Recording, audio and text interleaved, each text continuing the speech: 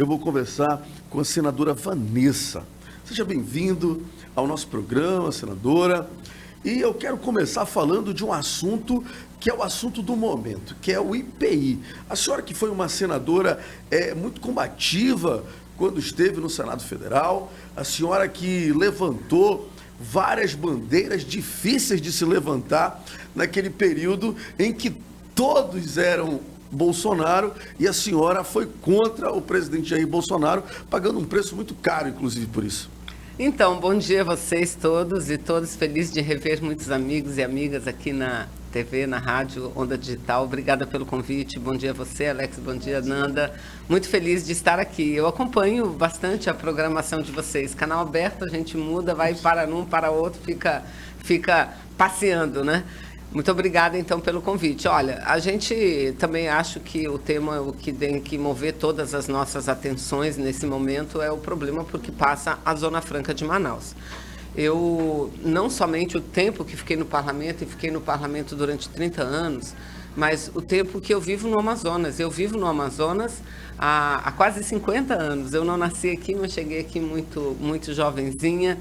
E vi o quanto, estudei, sei, a gente sabe o quanto que nós dependemos da Zona Franca de Manaus. Aliás, a Zona Franca de Manaus nasceu exatamente para substituir o modelo que era muito pujante economicamente, que foi aquele ciclo áureo da borracha, e depois que o ciclo áureo da borracha acabou, Manaus virou praticamente um deserto. Manaus virou um deserto porque o comércio, que era muito pujante por conta disso, nós exportávamos 25% de toda a exportação brasileira era da borracha. Então, era uma cidade, um estado muito rico, obviamente. Rico do ponto de vista dessa sociedade capitalista que a gente vive.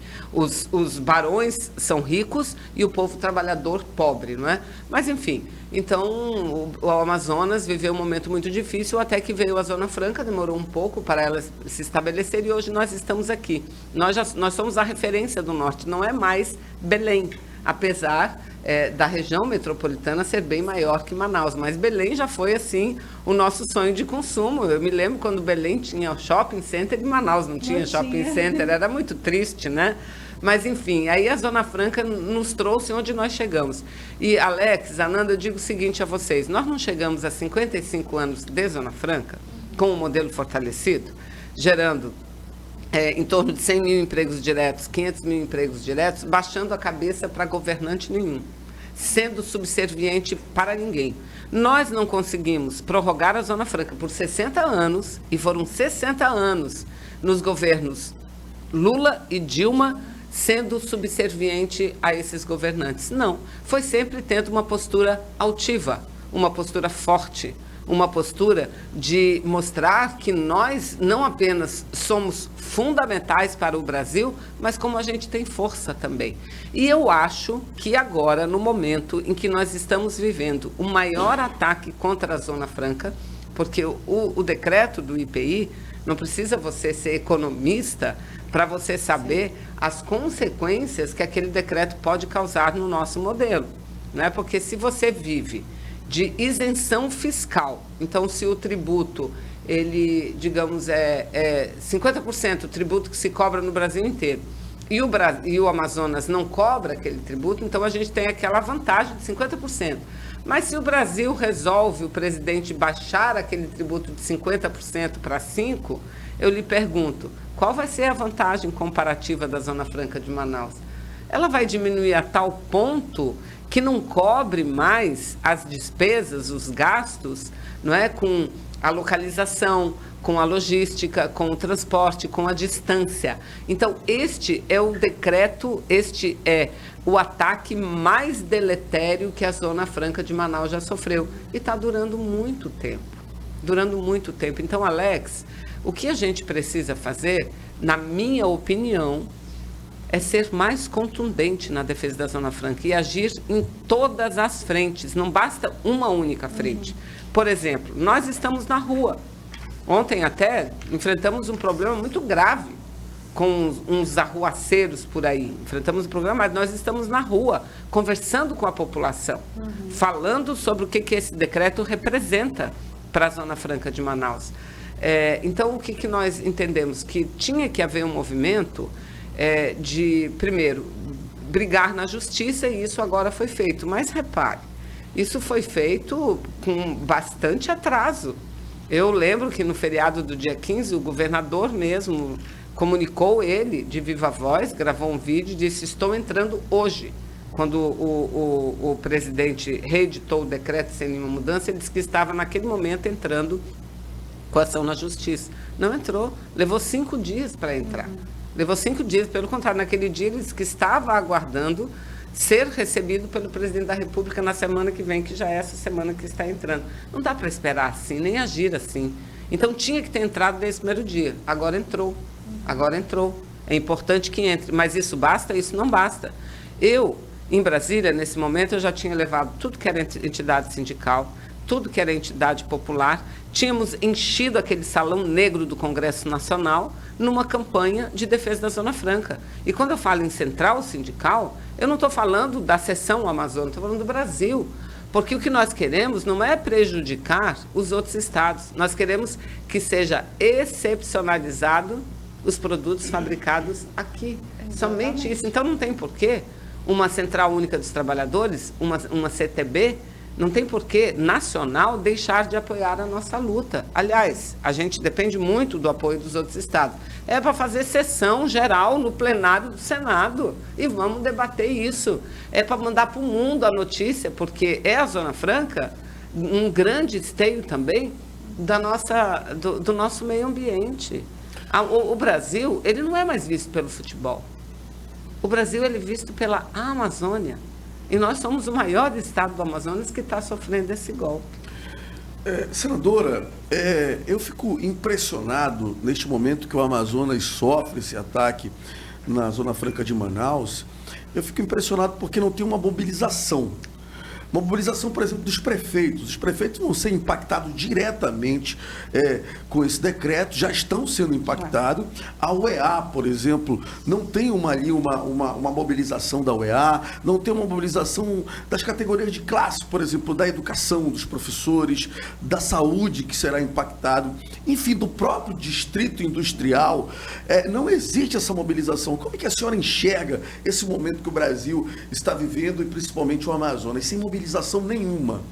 É isso, Alex, é isso que eu creio que a gente tem que imediatamente virar a chave, não é? Parlamentar pressionar o presidente é fundamental, o governador, prefeito, fundamental, mas esse movimento de mostrar força, de gritar para o mundo, veja, se você tem um problema de um soterramento, soterrou uma região tal, teve um problema de uma chuva, algumas casas foram soterradas e pessoas morreram. Se a notícia não é dada, ninguém fica sabendo. No máximo, ali no redor, as pessoas vão socorrer. Mas você tem que dar a notícia para quê? Para aquilo se transformar numa grande comoção e, a partir dali, todo mundo ajudar. É isso que nós precisamos fazer. Nós precisamos alardear o que está acontecendo com a Zona Franca, e nós somos exatamente essas pessoas. É a UEA. A UEA tem que ir para a rua, porque a UEA é diferente, por exemplo, do Estado como um todo e dos municípios, que eles veem a arrecadação. Não, a UEA é direto. É um repasse direto, um percentual da Zona Franca, não é? E todos os municípios, por quê? Porque mais de 90% da arrecadação de tributos do Estado vem da Zona Franca. E são esses tributos que são repartidos, uma parte fica com o governador e a outra parte é repartido com os municípios do Amazonas. É com esse recurso que eles fazem educação, que eles fazem saúde e tudo. Então, são esses segmentos que eu concordo com você, e é isso que a gente está tentando dizer, que a gente tem que se juntar nessa hora e ir para a rua. Ir para a rua e falar para o mundo inteiro. Eu não vi a Rede Globo de televisão dar isso. A Rede Globo de televisão não vai dar isso. O SBT não vai dar isso. A Band não vai dar isso. Vamos ficar só nós aqui, nas programações locais, falando sobre isso. Sim. Mas o Brasil sequer está sabendo disso.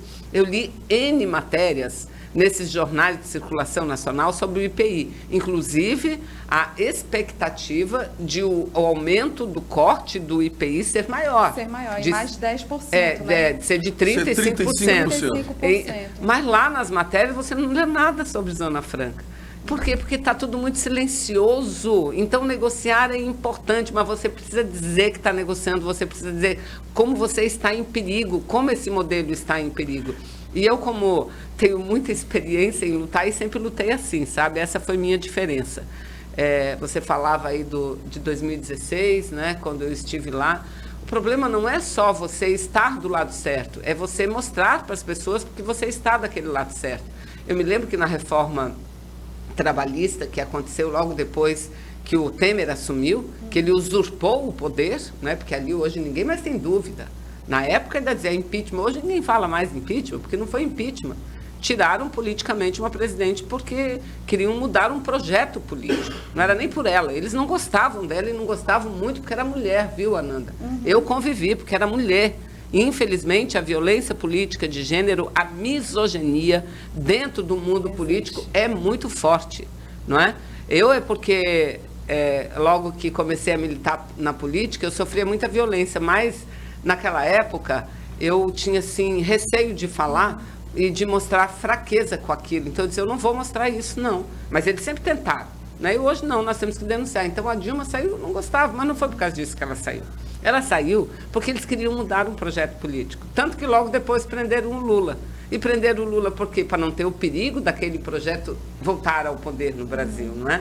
Então, eu, naquela época, aí, com a primeira matéria que foi votada, foi a reforma trabalhista, não teve um dia do plenário em que eu não levantava uma placa e saía em tudo que era canto, uma placa dizendo isso, aquilo, aquele outro, vamos votar contra. Perdemos a matéria. Eles votaram a reforma trabalhista e hoje o povo está sentindo na pele o que aquilo significou. Não gerou um emprego, não ajudou nem o empregador e muito menos o empregado. Nem o empregador não ajudou, porque para o empregador, aquele que tem uma loja, que tem um pequeno negócio, que tem assim uma emissora, que tem ele precisa de uma sociedade economicamente forte para que o negócio dele ande. Então, se você tira o dinheiro das pessoas, as pessoas não compram. Se as pessoas não compram, quem produz não vende e muito menos faz publicidade, não é? Então, olha só, prometeram um monte de emprego, não geraram, né? A situação piorou. Alguns itens a gente conseguiu derrubar no Supremo Tribunal Federal, como, por exemplo, fizemos no dia da votação, nós, mulheres senadoras, nos reunimos e tomamos a mesa de forma pacífica. Pacífica, sem nada de violência, nada. A gente queria ali aprovar uma emenda, que era tirar a parte que permitia o trabalho insalubre para gestantes e lactantes. Olha só, pensou, uma gestante trabalhar com produto químico ou de pé o dia inteiro? Era lá que estava escrito. Nós não aprovamos, porque eles tinham muito claro, e eles eram maioria, a mesma maioria que tinha tirado a presidente, era essa maioria que queria aprovar essa reforma, né? Que eu repito, não é para os brasileiros e brasileiras, nem para os empregados, nem para os empregadores. Isso é para uma meia dúzia de grandes empresas que precisavam daquilo, né? Aí o que aconteceu? Ganhamos um bocado na justiça. Então, essa é a forma que a gente tem de agir, e eu particularmente, não é? E acho que é correto.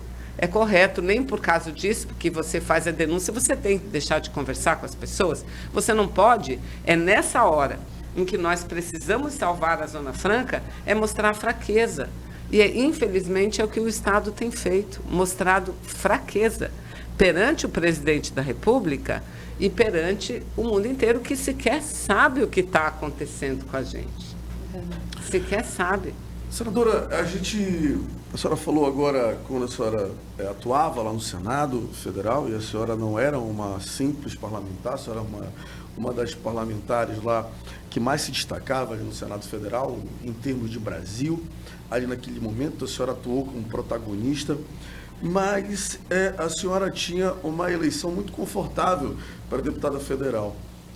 E todo mundo falava isso. E a senhora resolveu ser candidata à reeleição ao Senado. Por que a senhora tomou aquela posição naquele momento, sabendo que todas as pesquisas apontavam que a senhora tinha ali um mandato muito tranquilo para deputado federal?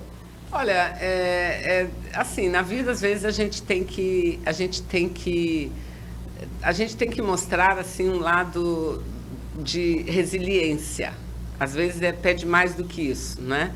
eu tinha certeza, nós tínhamos certeza que se eu continuasse, se eu saísse para a federal, Gleisi fez isso e se elegeu, não é? Mas naquele momento eu achava que não era aquilo que a sociedade precisava de mim. Eu precisava de um espaço para dizer tudo o que aconteceu e até para ver o reflexo do que aconteceu, né?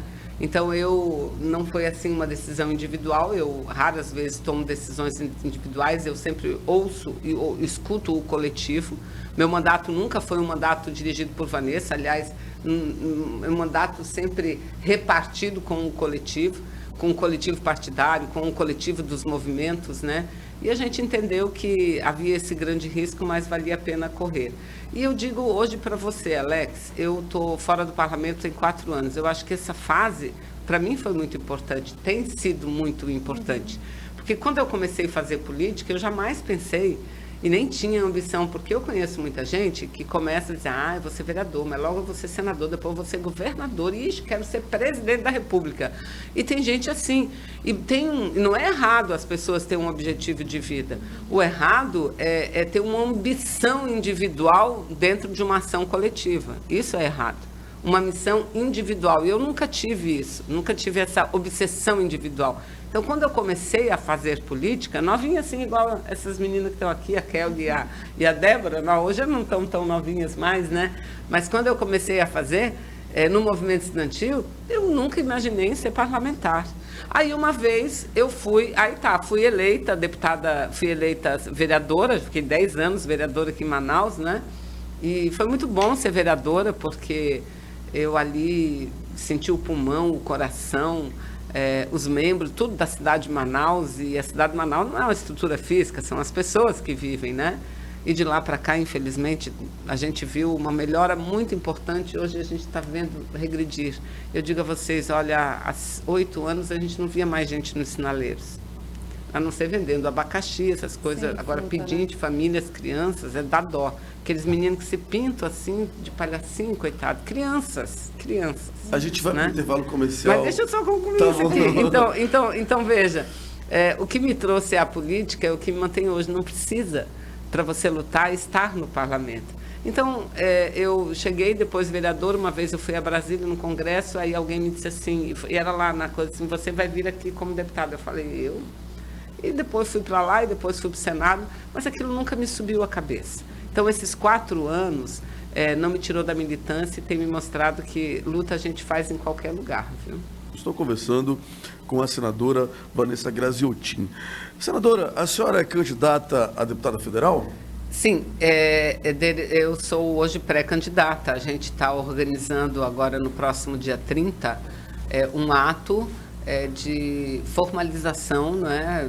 Terá lá um manifesto, a minha pré-candidatura a deputada federal. Eu disse a vocês, já estava assim quase que dando uma parada, um tempo maior, né? Mas o momento é muito delicado pelo qual passa o nosso país. A gente vai ter uma disputa muito acirrada, né? A gente sempre tem disputa acirrada, mas essa aqui é uma disputa muito acirrada.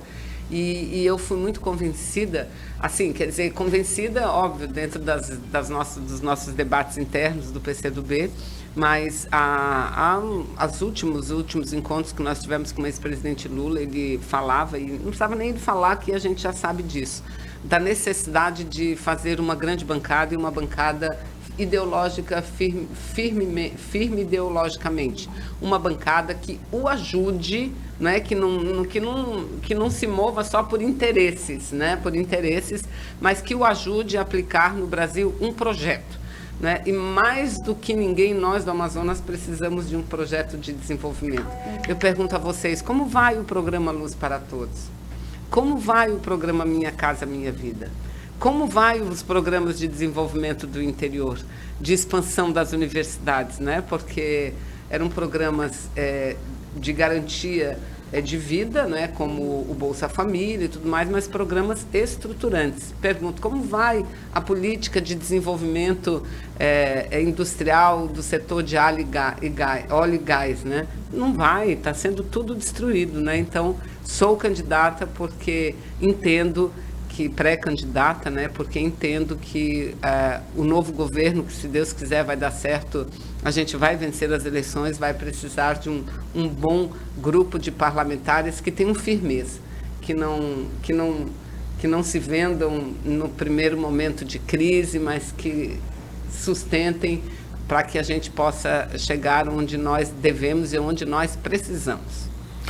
William, você tem alguma pergunta aqui para a senadora? Senadora, durante o final de semana correu nas redes sociais um vídeo, né, da manifestação que a senhora liderou no bairro da Compensa a respeito da questão da Zona Franca de Manaus. E nós tivemos um problema durante essa manifestação. Apoiadores do presidente Bolsonaro nas ruas foram até um tanto agressivos com vocês durante esse protesto. Eu tenho notado que existe, nos últimos 4 anos, a questão extremista no Brasil, ela tem se potencializado, ela tem ficado muito... Parece que agora ela tem coragem de ir às ruas. Primeiro, eu queria que a senhora dissesse para a gente exatamente o que aconteceu. E segundo, qual é a sua posição a respeito dessas agressões mesmo, né, que nós estamos vendo nos últimos 4 anos no Brasil? Vale ressaltar que a senhora sempre foi uma pessoa que fez as campanhas nas ruas, conversando com as pessoas para ouvir a problemática, né?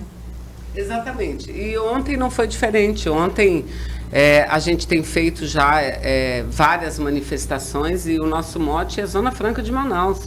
Nós produzimos material explicando o que o decreto representa para a Zona Franca.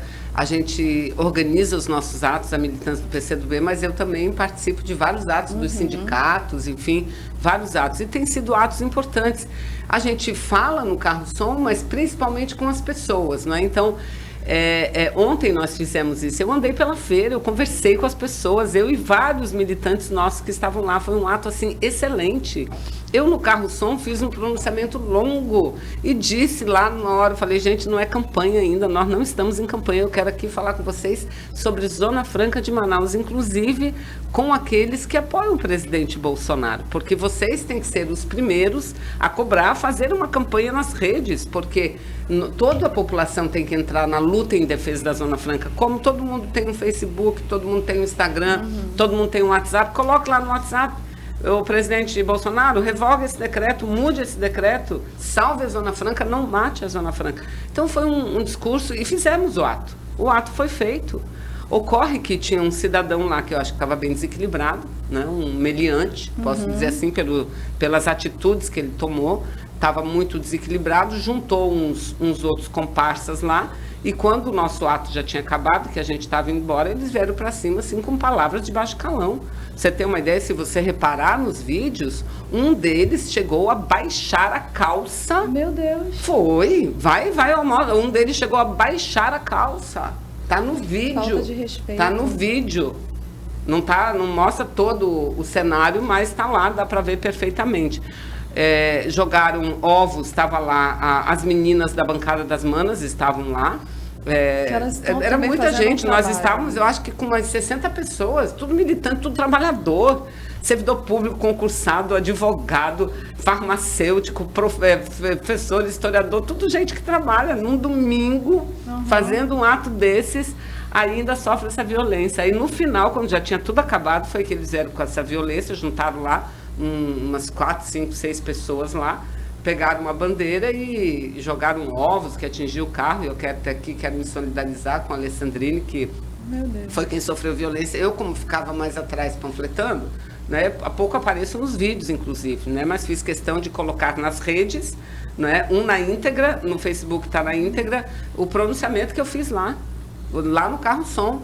Está lá na internet o pronunciamento que eu fiz, falei tranquilamente. De vez em quando eles jogavam uma bomba, sei lá, mas eu até agradecia, dizer que aquilo era um foguete para mim, que estava ali falando, né? Imagina. Né? Então, é lamentável. E não é o povo, gente. Aquilo não é povo. Aquilo é meia dúzia de marginal, que vai mesmo com o objetivo de tumultuar. E depois produzem fakes para as redes sociais. Aliás, foi assim que o Bolsonaro foi eleito. Por isso que a gente diz que a população tem que parar e prestar atenção no que está acontecendo. Porque daí eles fazem a versão que eles bem entendem e jogam nas redes. Mas o que aconteceu ontem, não há uma imagem única, mas tem várias imagens que mostram. E essa imagem desse louco tirando a calça no meio da rua é algo assim deplorável. E ele só xingava palavrão.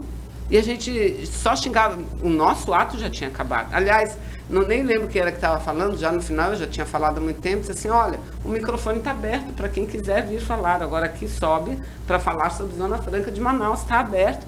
Eles é que eles xingavam mesmo, sabe? Então, é lamentável, eu acho que a população tem que estar preparada para impedir que coisas desse nível aconteçam, inclusive quem é do lado do presidente, que a gente sabe que ele tem apoiadores, né? Eu tenho certeza que nem os apoiadores do presidente concordam com atitudes como essa, porque, pelo amor de Deus, não dá para você ouvir o contraditório e não querer ouvir, e você tem que ouvir, e querer acabar à força, não é? Isso eu lamento e repudio aquele tipo de atitude. Agora, se essa meia dúzia de marginais, de loucos, né, acham que vão nos calar, não vão não. Nós continuamos, temos um calendário longo de visita aos bairros, distribuição de material, conversa com as pessoas e vamos seguir, que é um direito que nós temos. Aliás, isso é uma necessidade. Hoje, juntar forças, unir forças para defender o nosso modelo é fundamental dentro daquela ótica que a gente vinha falando aqui. Senadora, o Brasil passa pelo momento em que está dividido o Brasil entre um debate muito pequeno em relação à esquerda e direita, mas quando a gente vem aqui para o nosso estado e vê esse debate de esquerda e de direita, quando se fala de um momento que todos nós, amazonenses brasileiros que moramos aqui no Amazonas, deveríamos levantar uma única bandeira, que é a bandeira em favor dos empregos da Zona Franca de Manaus. E aí, a gente percebe aquele discurso, mas não se criou matrizes econômicas, de fato não se criou, mas agora, neste momento, todos nós, independente de direita, de esquerda, de centro, temos que levantar a bandeira em favor dos empregos. Quando a senhora percebe pessoas, por exemplo, que não estão entendendo a complexidade do que nós vamos perder, a senhora vê esse momento como? Olha, primeiro resgatar o que você fala, Alex, de uma nova matriz econômica de geração de emprego, de renda para o estado do Amazonas. Isso a gente sempre lutou por isso. Eu presidi a Comissão da Amazônia na Câmara dos Deputados durante muito tempo. Eu presidi a Comissão de Mudanças Climáticas, que também para a gente dialoga muito, não é? No Senado Federal. E tenho muito orgulho de dizer que a gente tem uma produção registrada muito grande. Você sabe que logo no início do governo Lula, que depois que ele venceu, os governadores de todos os estados se reuniram, criaram um movimento e construíram, junto com o governo federal, um plano chamado Plano Amazônia Sustentável.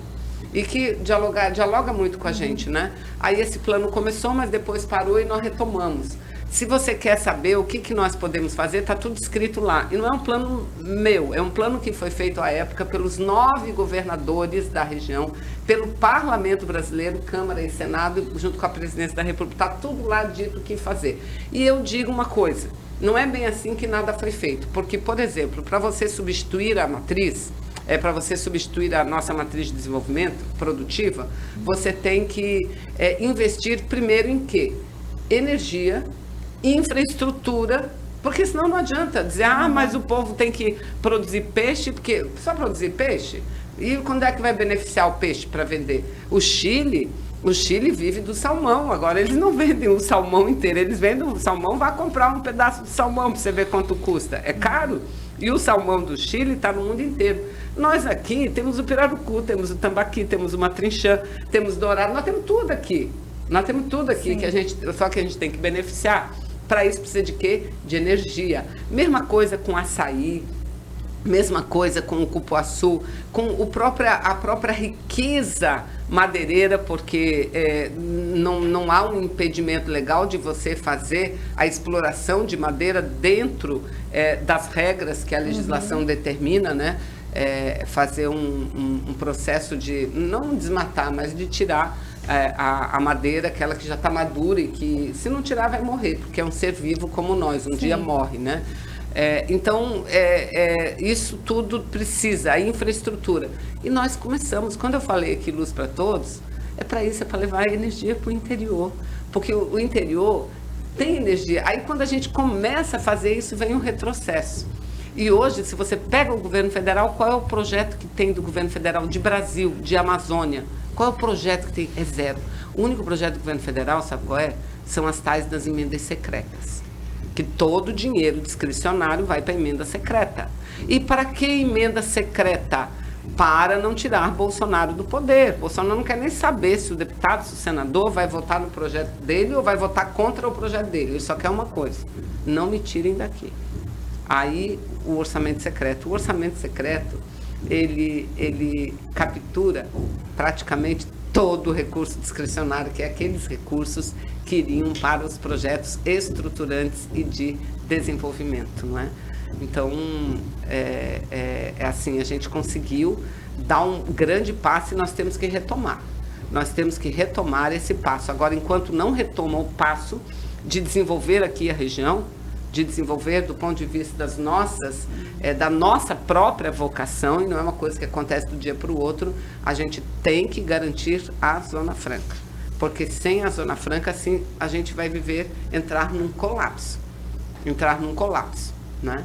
É a mesma coisa um doente. Você não pode, às vezes, dar aquela dose que você acha que está reanimando o doente, porque aquela dose pode matar.